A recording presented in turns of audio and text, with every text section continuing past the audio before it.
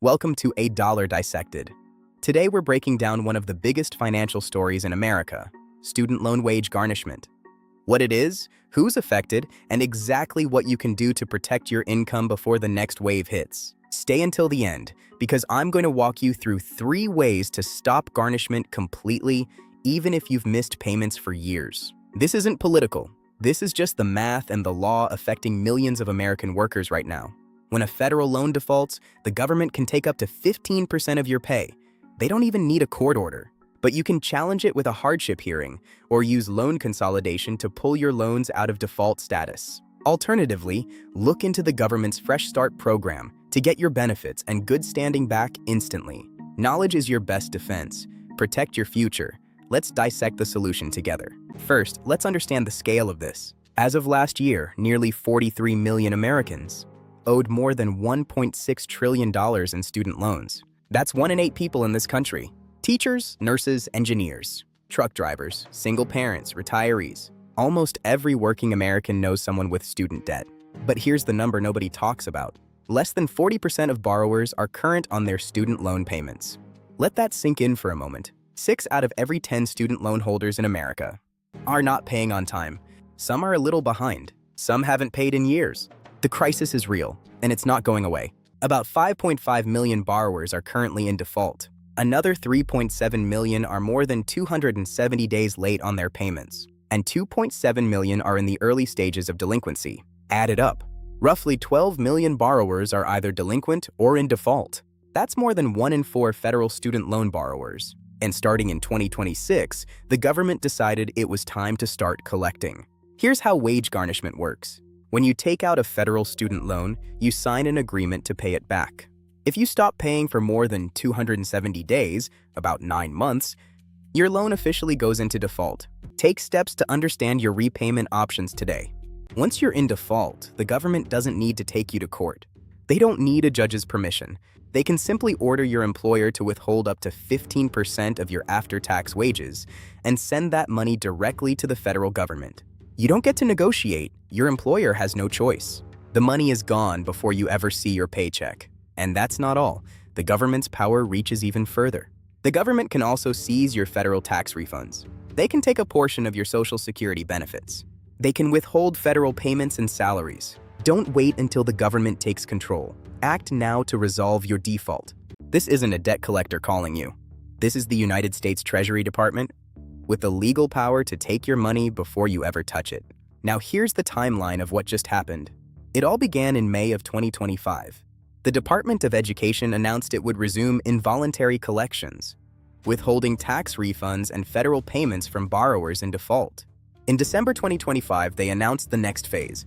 Wage garnishment notices would start going out the week of January 7, 2026. Beginning with about 1,000 borrowers, the number of notices is then increasing every month. The impact will be felt by thousands of borrowers across the nation. It is critical to stay informed and check your status immediately. This is a developing story as more notices are issued. Follow for more updates on federal policy changes and how they affect you.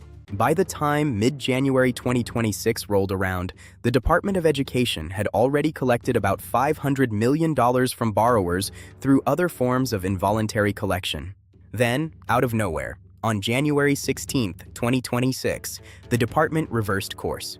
In a surprise announcement, they postponed the pursuit of garnishing wages, seizing tax refunds, and collecting other benefits from federal student loan borrowers in default.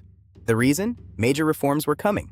Here's what's actually happening behind the scenes. A new law called the Working Families Tax Cuts Act, also known as the One Big Beautiful Bill, is restructuring the entire federal student loan system. Starting July 1, 2026, the government is rolling out a new repayment plan called the Repayment Assistance Plan, or RAP.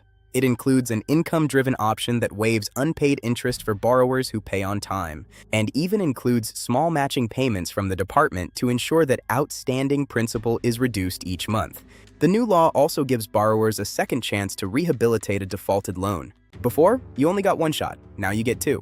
But the same law also eliminated several existing repayment plans, including Save, Pay, IBR, and ICR. It capped how much individuals can borrow for higher education, and it eliminated deferment for borrowers facing economic hardship. The system isn't softer, it's just being rebuilt. So here's the truth most news headlines missed. The pause on wage garnishment isn't permanent. It's a delay so the government can get its new system online. Once those reforms are implemented, garnishment is coming back, and it's going to be more efficient than ever. Beginning in 2026, the federal student loan portfolio is being transferred from the Department of Education to the Treasury Department. About 9.2 million borrowers in default will experience collection activities managed by Treasury and its contracted agencies, a fundamental restructuring of how the entire $1.6 trillion student loan system is administered. That's not a smaller system. That is a stronger one, and it is here to stay. If you're in default, or anywhere close to it, the clock is still ticking. You just got extra time. Don't waste it. Here's the part that most Americans don't fully understand. There are about 7.2 million more people sitting in something called Save Forbearance limbo. After the SAVE plan was struck down in court in March 2026, those borrowers have been waiting for nearly 2 years for clarity.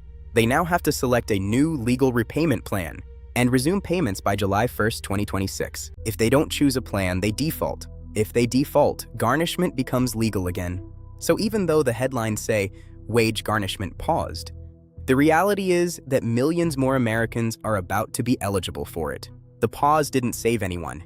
It just delayed the inevitable. Now let's talk about the human side of this.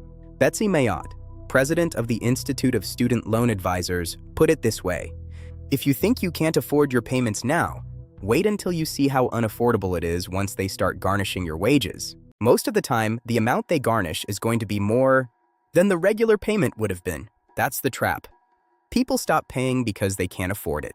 But once they default, the government takes more than the original payment would have been, without asking, directly from their paycheck. It's like getting hit with a financial penalty for being too broke to pay in the first place. And the timing makes it worse. The wage garnishment restart is happening at the same time as Affordable Care Act health insurance premium increases that kick in 26. The combination will put significant economic strain on low and middle income borrowers. Higher healthcare bills, higher loan collection, same paycheck. This is the financial squeeze most Americans are walking into in 2026. So if you're behind on your student loans, or you know you're getting close, here are the 3 ways to protect yourself. These are official, legal options. You don't have to pay anyone for help. The government provides these for free. Option 1, loan rehabilitation. This involves making 9 affordable payments over 10 months. The payments are based on what you can actually afford, not the original amount you owed. After completing the program, your loan comes out of default, and the default is removed from your credit report. This is usually the best option for most people. It cleans your credit and stops garnishment completely. Option 2, loan consolidation. You combine your defaulted loans into one new direct consolidation loan, then enroll in an income-driven repayment plan. Your payments are based on your income, sometimes as low as $0 a month if you don't earn much. This option is faster than rehabilitation, but it doesn't remove the default from your credit history. It just stops the collections. Option 3, pay it off in full. Most people can't do this, but if you have savings, an inheritance, or family help, paying the entire balance at once instantly resolves the default. Here's the most important thing. If you receive a notice from the Department of Education, do not ignore it. Please do not ignore it.